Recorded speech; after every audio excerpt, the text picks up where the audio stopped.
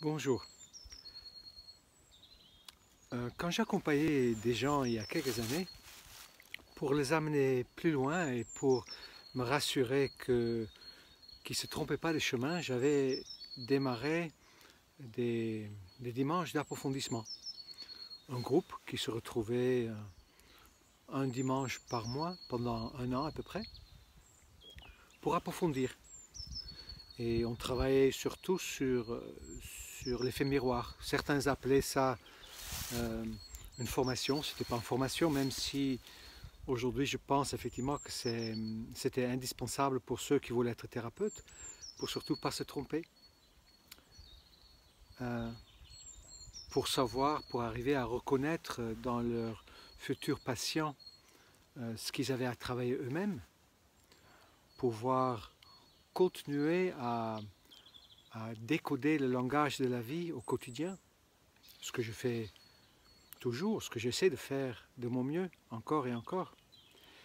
Et je ne réalisais pas à l'époque que si je proposais aux gens un approfondissement, que bien sûr j'allais moi-même m'inviter à approfondir mon histoire. Et très rapidement, pendant la première année, j'ai compris que si je voulais toucher ma puissance, il fallait que je me guérisse de ma souffrance principale.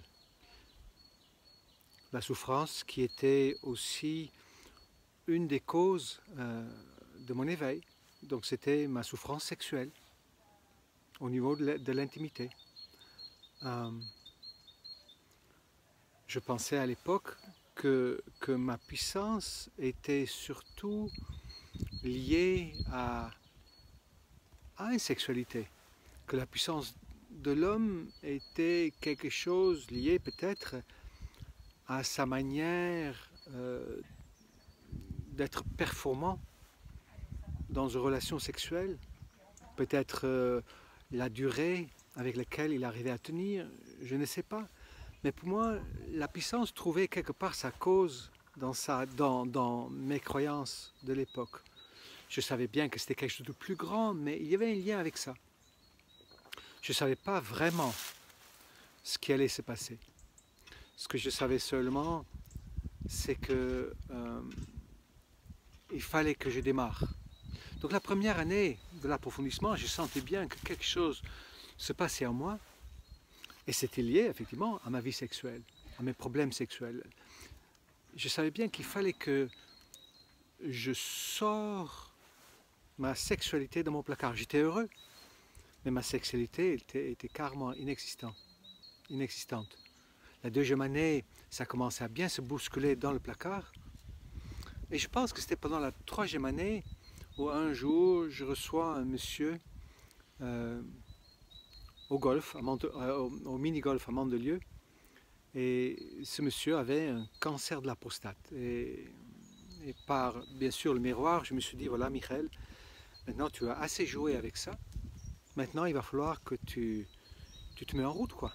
Tu as assez parlé, tu as assez tourné autour. Et c'est là où je commençais à m'inscrire dans des stages de tantra. Une amie m'avait proposé ça, je ne savais pas exactement ce que c'était, mais je commençais. Et sans me rendre compte, tout en ayant cette intention quand même, mais sans me rendre compte, je suis entré dans un cycle qui a duré à peu près 7 ans et qui a commencé par, je dirais, une rupture, dont j'ai déjà parlé dans d'autres vidéos. Ma puissance a commencé par là. Ma première rupture, c'était un clash énorme avec mon père en Israël. Mon père, mon papa que j'ai toujours cherché, celui qui ne m'a pas élevé, qui était loin, dont j'étais fier d'être le fils, qui ne m'a jamais vraiment reconnu. Et un jour, il m'a tellement cherché et j'ai éclaté. J'ai éclaté et toute la colère de 50 ans de frustration est sortie. Et ça a provoqué une rupture qui encore aujourd'hui n'est pas résolue, puisqu'il est très, comment on appelle ça, rancunier, et il a fermé la porte, même si j'essaie de l'ouvrir. Mais à cette époque-là, cette rupture, ça a été comme un clash de titans, comme si en tant que jeune animal, je dirais, j'allais réclamer mon droit de puissance. Et c'est vrai, quand je suis revenu en France, j'avais acquis quelque chose. Je suis revenu avec quelque chose de plus. Quelque chose avait changé en moi. Ensuite, d'accord, après ça a fait son chemin, bien évidemment. Et ensuite, c'était la rupture de mon tendon d'Achille. Ça m'a provoqué un arrêt de travail, c'est-à-dire que j'ai décidé d'arrêter de tendre trop vers les gens et de mettre au service de la volonté de la vie. Donc, rupture avec le tendon, rupture avec mon travail, et ça m'a ramené, je dirais, plus proche de moi. J'ai pendant très longtemps rien fait, j'ai beaucoup regardé de films, j'ai accompagné encore quelques personnes qui insistaient. Et un an après, c'était la rupture avec ma compagne. La compagne avec qui j'ai vécu 21 ans, et ce 21 ans avait maintenant, avec le recul, servi quelque part à me préparer, je dirais. À me préparer à être prêt. Peut-être à terminer quelque chose que je n'ai pas pu terminer avec ma mère. D'être prêt à vivre peut-être. C'est difficile à quantifier ou à qualifier. Et donc j'ai perdu donc ma compagne, j'ai perdu donc mon lieu de vie. Je suis devenu itinérant et je suis parti habiter à Arles. 6 mois plus tard, j'ai perdu une femme, donc j'étais fou amoureux. Et cette perte-là m'a permis d'ouvrir mon cœur que inconsciemment j'avais fermé 30 ans auparavant à cause d'une douleur avec une jeune femme que j'ai connue quand j'avais à peu près 27, 30 ans, je ne sais pas exactement, en 80, oui j'ai dû avoir presque 30 ans, qui s'appelait Nathalie et qui m'a provoqué à tomber amoureux, et quand je suis tombé amoureux, elle m'a quitté. Et comme elle a continué à visiter ma salle de gymnastique, j'étais très connu comme prof et connu comme un des meilleurs à l'époque, elle ne voulait pas quitter ma salle et je pense que pour me protéger, j'ai fermé mon cœur.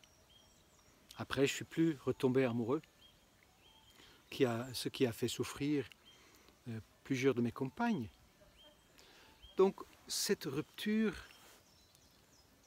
à cœur ouvert, cette perte de cette femme dont je suis tombé amoureux il y a à peu près 5 ans, a fait que mon cœur était ouvert et je ne voulais plus le refermer.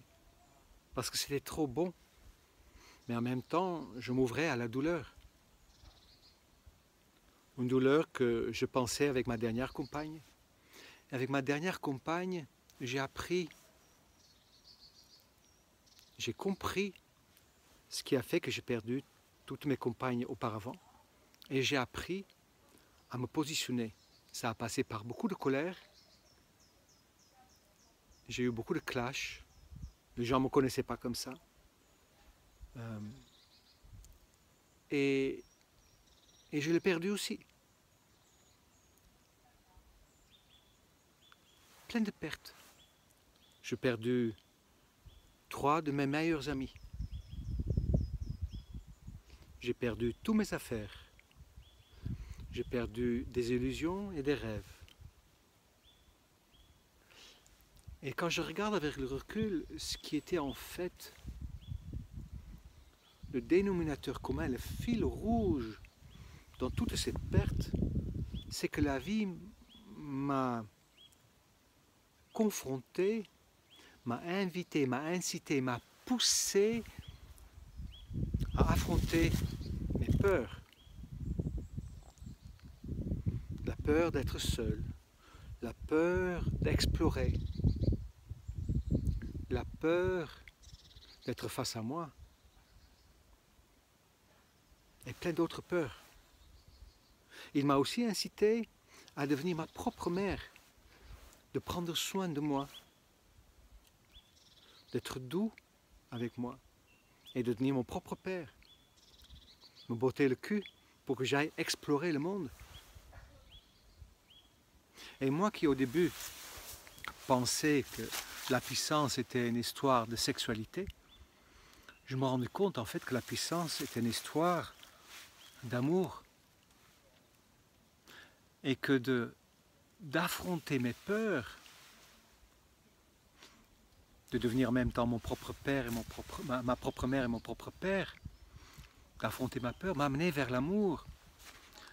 Et qu'en affrontant mes peurs, en quittant mes peurs, en réglant ma problématique de fond, en fait, l'énergie commençait à circuler en moi. Ce qui a fait que j'ai perdu beaucoup de poids, beaucoup de lest peut-être, beaucoup de surpoids, beaucoup de choses qui me pesaient, qui me chargeaient. Je suis devenu léger, je suis devenu pranique, je voyage léger.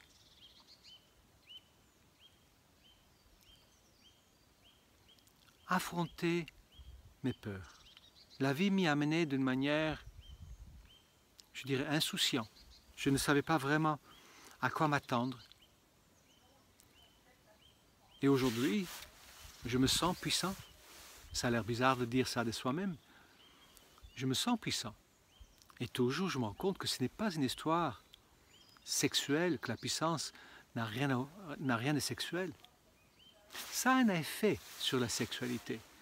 C'est-à-dire, au fur et à mesure que je n'ai pas peur, que je deviens autonome, que je me libère de, comment dire, ou que j'active mes blessures de moins en moins, pas libéré vraiment, mais que j'active mes blessures de moins en moins, que je m'approche de plus en plus de l'amour, ma manière de toucher une femme change. De toucher une femme, quand je suis dans mes blessures, dans la dualité, quand j'ai besoin de me nourrir d'elle, devient une sexualité plutôt banale, quelque chose que je pense tout le monde connaît. Mais de toucher quelqu'un sans le besoin de la manger, en quelque sorte, sans avoir besoin d'elle, en considérant qu'elle est l'expression de moi-même, de ma féminité intérieure manifestée à l'extérieur, de la toucher avec cette conscience-là, ça change mon intimité avec elle. Et ça change tout. Les femmes sentent, certaines femmes, sentent ma puissance. Elles sentent que je les touche différemment que d'autres hommes.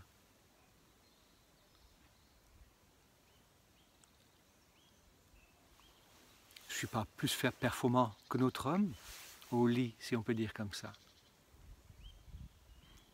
Mais disons, je suis peut-être moins sexe et un peu plus amour. Je fais plus un.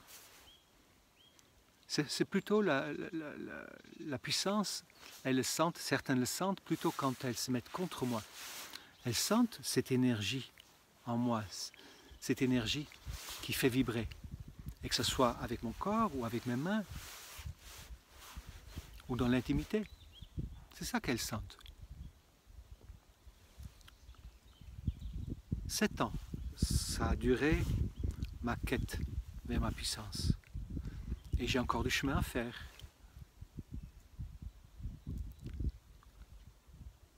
Mais sur ce chemin où, comme je dis, j'ai tout perdu, et c'est vraiment une perte, et ce n'est pas une volonté, ce n'est pas un choix.